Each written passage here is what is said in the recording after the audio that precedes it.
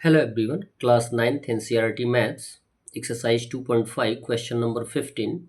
Give possible expression for the length and breadth of each of the following rectangles in which their areas are given.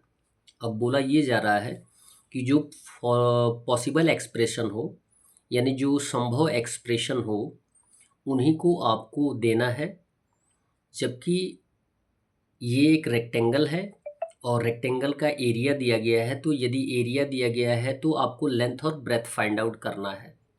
ठीक है, इसमें दिया गया है area 25a² minus 35a plus 12। ये quadratic expression है। Quadratic expression में आपको 3 टर्म्स दिए गए हैं, तो आप इनको फैक्टराइज कर देंगे। फैक्टराइज करेंगे तो आपको लेंथ और ब्रेथ दोनों मिल जाएंगे। ये आप जानते हैं कि किसी भी रेक्टेंगल के एरिया को फाइंड आउट करने के लिए हम क्या करते हैं, लेंथ और ब्रेथ को मल्टीप्लाई करते हैं, तभी उसका एरिया आता है। यहाँ पर देखेंगे कि 25a² माइनस 35a प्लस 12, इस तरीके के एक्सप्रेशन को फैक्टराइज करने के लिए हम क्या करते हैं, मिड टर्म को स्प्लिट करते हैं।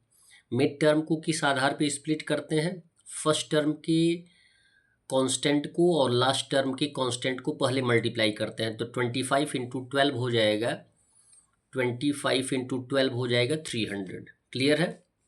अब हमें -35a को दो ऐसे पार्ट में तोड़ना है कि प्लस माइनस करने पर -35 आ जाए या मल्टीप्लाई करने पर 300 आ जाए। तो क्या करेंगे, 300 को हम पहले फैक्टराइज कर लेंगे।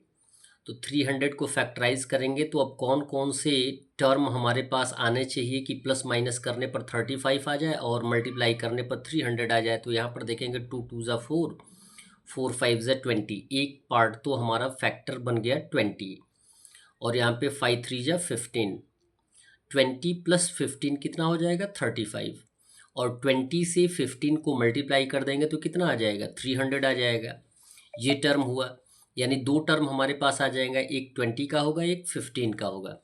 लेकिन हमें ये कोशिश करना है कि इनको प्लस माइनस करें तो कितना आंसर आना चाहिए, -35 आना चाहिए। अब तो क्या करेंगे, -20 और -15 जुड़ जाएगा तो कितना आ जाएगा, -35।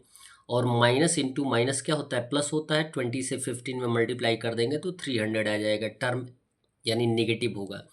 तो मिड टर्म को हम दो पार्ट में स्प्लिट करेंगे, एक -20 और एक -15।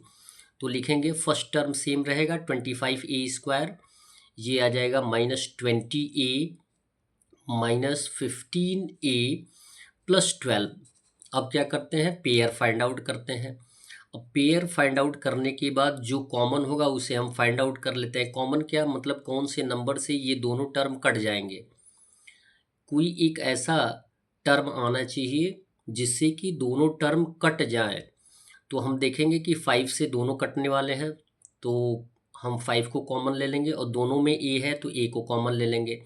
अब 5a से 25a² को काटेंगे तो बच जाएगा आपका 5a माइनस, फिर 5a से 20a को हम काटेंगे तो बचेगा आपका एज ए क्वेश्चन 4 आएगा। तो 5a कॉमन हो गया और ब्रैकेट में आ जाएगा जो रिमेनिंग नंबर्स होंगे, यानी जो क्वेश्चन आएंगे वो भागफल जो आएंगे वो 5a माइनस 4 आएंगे। अब दूसरे पेयर में आएंगे तो यहाँ पे हम देखेंगे कि माइनस हम कॉमन ले सकते हैं। माइनस कॉमन लेंगे तो ये जो मिड टर्म आया है यानी ब्रैकेट में सेम आना चाहिए जो नेक्स्ट टर्म है। तो -15a प्लस 12 का जो पेयर बना है उसमें से हम कॉमन किसको लेंगे, तो -3 को कॉमन लेंगे। 3 से 15 और 12 दोनों कट जाएगा। ठीक है, और तो -3 कॉमन होगा। -3 से -15a को अगर रिड्यूस करते हैं, काटते हैं तो 3 5 ज़ा 15। ठीक है, a तो कटेगा नहीं तो आंसर आ जाएगा 5a। ठीक है, -3 से +12 को हम अगर रिड्यूस करते हैं तो 3 4 जा हो जाएगा 12 और प्लस माइनस क्या हो जाएगा, माइनस। तो हमारे पास एक टर्म आ गया जो कॉमन है, उसको हम एक साथ कर लेते हैं। तो 5a माइनस 3 एक साथ आ गया और 5a-4 ये कॉमन आ जाएगा, तो 5a-4 यानी हमारे पास दो एक्सप्रेशन आ गए। दो एक्सप्रेशन में एक लेंथ हो जाएगा और एक क्या हो जाएगा, ब्रेथ होगा, क्योंकि ये ऑलरेडी आपको बताया गया है कि कभी भी हम रेक्टेंगल के एरिया को फाइंड आउट करते हैं तो हम लेंथ और ब्रेथ से मल्टीप्लाई करते हैं तो आंसर आ जाता है। तो जब भी आप 5a-3 और 5a-4 दो एक्सप्रेशन को मल्टीप्लाई करेंगे तो आपका आंसर कितना आएगा, 25a² - 35a + 12 आएगा। क्लियर है, इसको आप वेरीफाई करके देख सकते हैं। सेकंड क्वेश्चन दिया गया है, एरिया दिया गया 35y² + 13y - 12। सेम कंडीशन, ये भी क्वाड्रेटिक है। क्वाड्रेटिक है तो इसको फैक्टराइज कैसे करेंगे, सेम कंडीशन, यानी मिड टर्म को हमें स्प्लिट करना है दो पार्ट में। फर्स्ट पार्ट देखेंगे, फर्स्ट पार्ट में कांस्टेंट है 35 और लास्ट पार्ट है जो कांस्टेंट टर्म है वो है -12। तो 35 से -12 में मल्टीप्लाई कर देंगे तो आंसर आएगा -420। अब देखें, मिड वाले टर्म को हमें दो पार्ट में कुछ इस तरीके से तोड़ना होता है कि प्लस माइनस करने पर ये 13y आ जाए और मल्टीप्लाई करने पर -420 आ जाए। तो 420 को हम क्या करेंगे, फैक्टराइज करेंगे, मल्टीप्लाई करके देख लीजिए, 2 2 ज़ा 4 और 4 7 ज़ा 28 और 3 5 ज़ा 15। 28 में से 15 माइनस कर देंगे तो +13 आंसर आ जाएगा। आगे बात समझ में। और 28 से -15 में मल्टीप्लाई कर देंगे तो -420 आएगा। मल्टीप्लाई करके आप देख सकते हैं, फैक्टर तो इन्हीं के हैं तो मल्टीप्लाई करने पर सेम आएगा ही। अब हमें क्या कर देना है, 13y को दो पार्ट में स्प्लिट कर देना है, एक 28 और एक -15। फर्स्ट टर्म सेम रहेगा तो -35y² सेम है, और फर्स्ट टर्म हमारा मिड टर्म का आएगा वो होगा +28y -15y और -12। अब पेयर फाइंड आउट कर देंगे, पेयर फाइंड आउट करेंगे तो हमारे पास दो दो टर्म आ जाएंगे। दो टर्म में से अब कौन कॉमन है, यानी 35 और 28 वह कौन सा नंबर, ये कौन से नंबर से डिविजिबल है, तो 7 से डिविजिबल, तो 7 कॉमन हो जाएगा। और यहाँ दोनों टर्म में y है तो y को कॉमन ले लेंगे। अब 7y से 35y² में डिवाइड कर देंगे तो बच जाएगा आपका 5y, प्लस 7y से 28y में डिवीज़न कर देंगे तो आंसर आ जाएगा 4y से y कट जाएगा और 7 4 = 24। यहाँ पे -3 कॉमन लेंगे क्योंकि 3 से -3 से ये दोनों कट जाएगा, 15 और 12।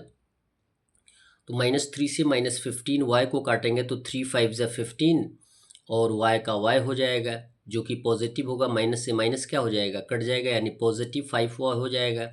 -12 से -3 को काटेंगे तो माइनस माइनस क्या हो जाएगा, प्लस, और 3 4 ज़ा 12। अब जो कॉमन आया है उसे हम एक साथ रख लेंगे, 7y - 3, और ये जो है दोनों टर्म को कॉमन ले लेंगे, यानी दो एक्सप्रेशन है सेम है वो एज ए कॉमन आ जाएंगे। 5y + 4 ये हमारे पास दो एक्सप्रेशन हो जाएंगे जो कि लेंथ और ब्रेथ के रूप में काउंट किए जाएंगे, जिनको मल्टीप्लाई करने पर एरिया जो आएगा वो होगा आपका 35y² + 13y और -12।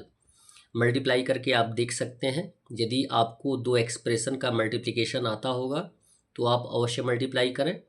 लेंथ हो जाएगा 7y - 3 और ब्रेथ हो जाएगा 5y + 4। That's all. वीडियो को लाइक करें और चैनल को अवश्य सब्सक्राइब करें। धन्यवाद।